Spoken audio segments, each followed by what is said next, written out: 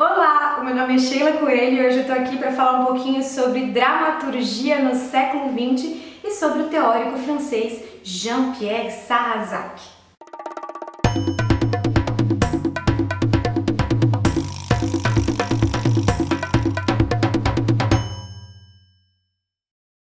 Para começar essa conversa, eu acho interessante a gente fazer uma revisão sobre a teoria dos gêneros. Mas o que é essa tal de teoria dos gêneros? Basicamente, é uma teoria que divide os gêneros literários artísticos em três: o gênero lírico, o gênero épico e o gênero dramático. Esses gêneros, eles foram estudados por vários autores, revisados, e cada um deles tem uma opinião sobre esses três gêneros. A base teórica que a gente vai usar aqui é do livro O Teatro Épico, do Anatole Rosenfeld, onde inclusive ele vai fazer uma revisão histórica da teoria dos gêneros e propor para a gente duas maneiras que a gente pode ver e interpretar esses gêneros. Uma maneira substantiva, isso é, para dar nome a determinadas características principais de um texto, e aí vamos chamar de a lírica, a dramática ou a épica, e de uma maneira adjetiva, que vai servir muito bem aqui para as nossas análises dos teóricos sobre dramaturgia no século XX. Essa maneira adjetiva pressupõe que os textos, por exemplo, dramáticos, vão ter características estilísticas de outros desses gêneros, tanto lírico quanto épico. Vamos começar então pela lírica. Qual é a principal característica do gênero lírico? Nós vamos ter aqui um eu, uma voz interior, uma voz poética, o eu lírico, e também características como um senso rítmico e também a expressão do eu com o mundo. Vamos aqui numa citação do próprio Anatole Rosenfeld. Pertencerá à lírica todo poema de extensão menor, na medida que nele não se cristalizem personagens nítidos e em que, ao contrário, uma voz central, quase sempre um eu, nele exprimir seu próprio estado de alma.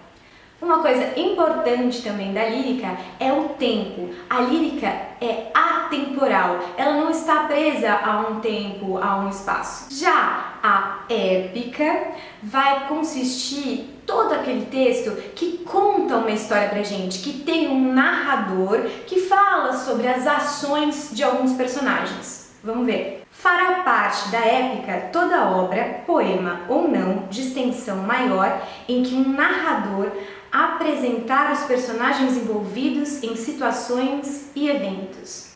E aí, o tempo da épica será sempre o passado. Nós sempre estamos narrando um fato que já aconteceu.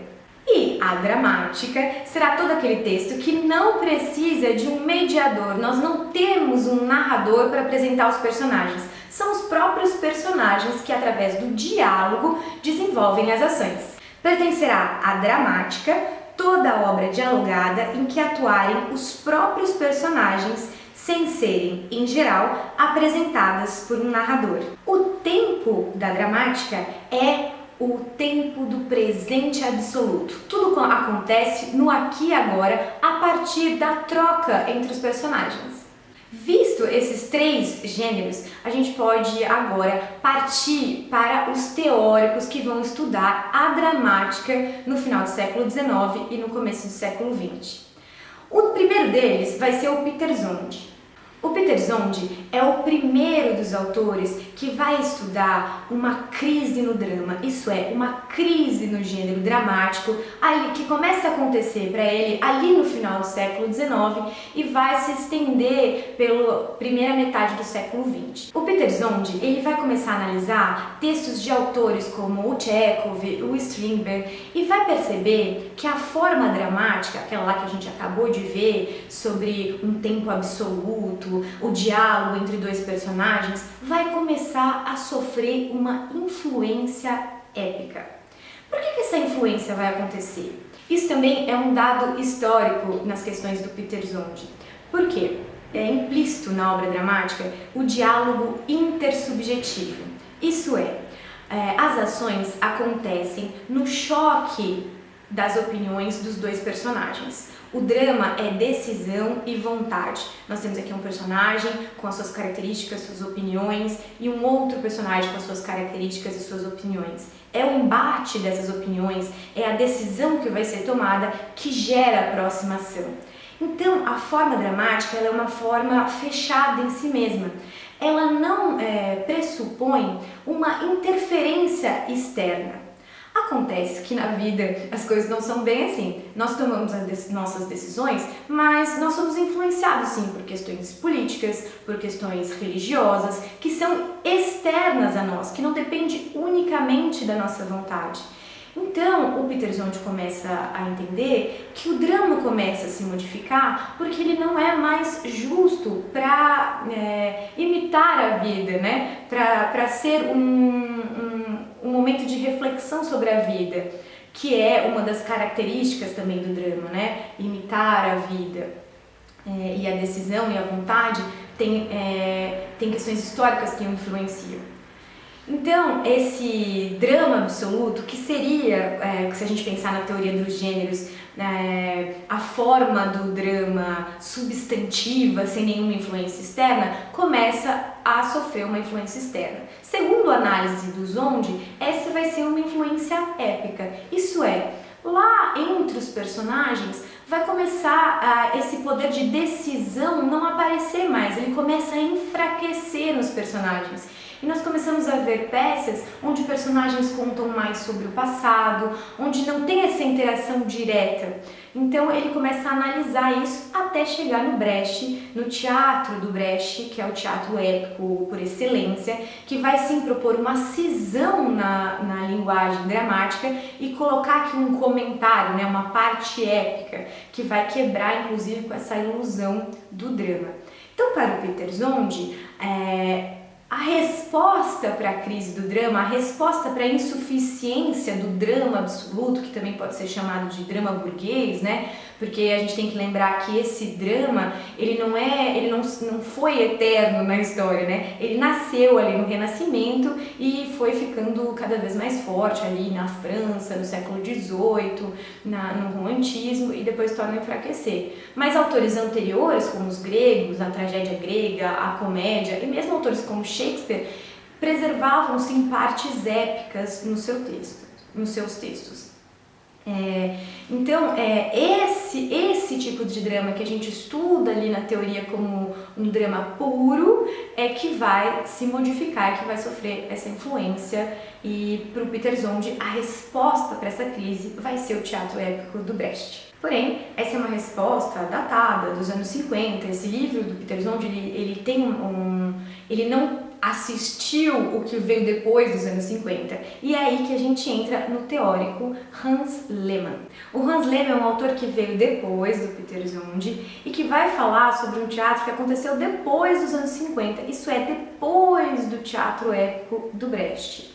É interessante notar que ele vai propor uma teoria oposta à do Peter Zonde, mas que o Peter Zonde não assistiu, né? não falou sobre essa produção que vem depois. Ele propõe o fim da linguagem dramática, o fim do drama. Então o seu teatro vai ser um teatro pós-dramático, isso é, um teatro de superação do drama. Para o Lehmann, a resposta épica não servia para as produções, por exemplo, do Rainer Miller, do Bob Wilson e de outros autores, diretores de teatro que vão produzir ali entre os anos 70 e os anos 80, 90. Esse teatro vai ter uma proposição um pouco mais imagética e não baseada na palavra e não baseada na fábula, isso é, na construção de enredo, de ação, que nem é o teatro do Brecht. Aqui vai ser a negação da ação. É como se o teatro pós-dramático, ele se questionasse politicamente sobre a capacidade que a gente tem de adquirir conhecimento e de agir no mundo. E assim como o drama é a ação, ele vai negar o drama, vai ser a não ação, né? Então a gente vai ter aí uma série de produções teatrais que vão explorar esse lugar da não ação, não texto, né, da não palavra, enfim. Porque uma das principais críticas do Lehmann ao teatro do Brecht e à resposta que o Peter Zond deu para a crise, né, que é essa resposta épica, é que o teatro épico, depois dos anos 50, vai ser vulgarizado, isso é, o capitalismo vai cooptar a forma épica e vai vulgarizá-la. Por exemplo, o teatro do Brecht propõe uma cisão na linguagem dramática, isso é, está acontecendo o drama como o drama absoluto e existe uma cisão, uma quebra dessa realidade, da ilusão, do drama, da fábula, por um comentário aqui que vai dar conta do externo, né, do que não faz parte do drama. Acontece que essa linguagem, essa forma, ela vai ser cooptada pelo mercado, por exemplo. O Robert Schwartz dá um exemplo interessante da cooptação da forma dramática pelo processo jornalístico, por exemplo. Os jornais vão ter agora como pano de fundo, né, enquanto o apresentador fala, toda a redação do jornal trabalhando, isso é, mostrando os meios de produção, mostrando a realidade sendo construída, né, que é a proposta do Brecht, construir uma realidade, mostrar que a realidade pode ser construída e não naturalizada quando ele faz essa cisão no drama. Então a gente vê aí a forma épica e dialética aí do Brecht sendo usada pela mídia, enfim, por outros grandes meios de produção de conteúdo, de massa, enfim. Então, por isso, o Lehmann acredita que a força política do teatro épico se dissolve e ele propõe aí outras formas como resposta política. E então a gente vai ver aí esse teatro mais perto da performance e mais perto da vida, né, que nega a representação e nega também a construção aí da fábula, enfim, da história. E aqui a gente entra no foco, né, da nossa conversa, que é o Jean-Pierre Sarrazac. A principal obra do Sarrazac, né, a sua primeira obra, que é a sua tese de doutorado, é um livro chamado L'Avenir du Drame. Esse nome chique em francês foi traduzido para O Futuro do Drama em português. Uma tradução que eu acho interessante, mas que particularmente eu não gosto. Eu acho que seria interessante se fosse O Devir do Drama. Por quê? Porque toda a obra teórica do Jean-Pierre Sarrazac, ela está baseada, vamos dizer assim, sustentada pela teoria do devir do Deleuze, do tornar-se. Para o Sarrazac não interessa, por exemplo, fazer como o Lehmann fez, ou até mesmo como o Peter Zond colocou, que é colocar uma teoria como resposta de alguma coisa. Então, assim, ele constata, assim como o Peter Zond, que sim, houve um transbordamento, vamos dizer, dos gêneros literários ali no final do século XIX, houve sim a crise do drama e o drama vai ser contaminado aí pelo épico, mas não só pelo épico, e também pelo lírico. Então, a proposta do Sarrazac é pensar no drama como uma forma orgânica, que tem um devir, que tem um tornar-se ao longo do tempo. E não de uma maneira fechada também, como o Lehmann, no sentido de colocar que o drama acabou, né? Que houve uma superação da forma dramática. O que o Sarrazac propõe é que a forma dramática vai sofrer influências de todos os outros gêneros, tanto da lírica quanto da épica, enfim, e de outros gêneros, enfim, como o gênero, por exemplo, do científico e outros tipos de texto que a gente pode imaginar vão influenciar, hoje em dia até mesmo no texto digital, enfim, vão influenciar na linguagem do drama. Então, ao invés de propor um eu épico, como propunha o Peter Zond, ele vai propor um eu rapisodo, um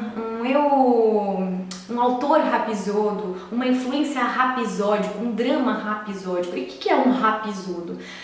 A palavra Rhapsôdo, ela designa um poeta itinerante, mas também tem a ver com a palavra coser, costurar. Então, para o Sarrazaki, o drama contemporâneo ele vai ser uma grande colcha de retalhos e que cada dramaturgo ou cada artista vai propor os seus próprios recortes e construção do seu texto a partir desse transbordamento dos gêneros. O Sarrazaki ele não se propõe a construir uma teoria hegemônica, que isso é, uma resposta para todo sempre, para que a gente possa se basear, enfim, construir textos de determinada maneira. Não, ele propõe uma teoria que dentro dela mesma tem uma infinidade de combinações entre gêneros e a linguagem dramática, né? Isso é, o texto que vai para a cena, o texto que vai para o teatro. Eu acho isso interessante na medida que nós, enquanto dramaturgos ou pessoas interessadas em escrever ou em estudar dramaturgia, nós podemos utilizar esse conhecimento da teoria dos gêneros e propor novas formas de construção da linguagem dramática. Isso é, a gente pode costurar a nossa própria colcha de retalhos e isso vai fazer parte também de nossas decisões políticas, porque como a gente viu, as formas ao longo do tempo, elas também têm interesses políticos e são ou não cooptadas pelo mercado, enfim. Então, o trabalho do dramaturgo hoje não é somente escrever segundo uma norma do que é um texto dramático, e sim produzir o seu próprio texto que quer ser levado à cena com todos esses elementos, né? O autor também é itinerante nesse sentido, né? Ele vai ter que passar por cada um desses gêneros, estudá-los e criar a sua própria visão do que é o drama para ele mesmo. Eu espero que esse apanhado sobre a teoria dos gêneros e sobre esses 3 principais autores possa ajudar você a pensar em dramaturgia e até mesmo começar a escrever. Se você quiser deixar uma mensagem aqui nos comentários, eu agradeço e a gente vai conversando sobre isso, sobre dramaturgia aqui nesse canal.